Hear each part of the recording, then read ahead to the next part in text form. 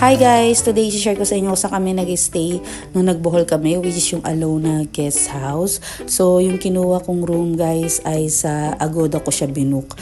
Ang price niya para sa 3 person ay 4,300. Then, para sa amin ng asawa ko is 3,000 naman.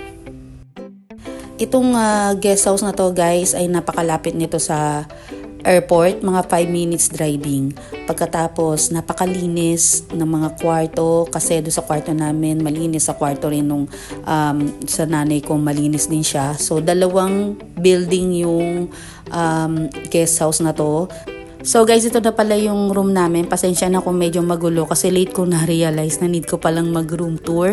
So dito guys, ayan, merong lagayan ng mga damit, meron TV, tapos yung tubig sa CR, malakas siya. Tapos ayan, meron pang table and libre yung wifi. Sa labas guys, hindi ko na nabidyohan, meron silang sampayan kung gusto nyo na magsampay ng damit. So dito naman sa kabilang building, dito nag-i-stay yung nanay ko. Ayan sa labas, parang bagong gawa lang to eh. Meron pa siyang mga tables at chairs kung gusto nyong kumain doon or mag-yosi. Sa labas nung guest house namin guys, ang daming karinderya. So doon kami kumakain, nag-almusal.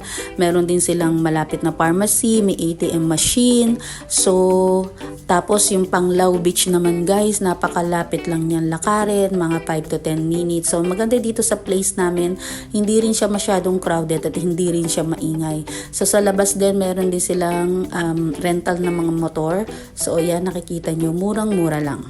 And that's it guys, sana makonsider nyo rin na mag-stay dito sa may Alona Guest House. So ulitin ulit, paalam!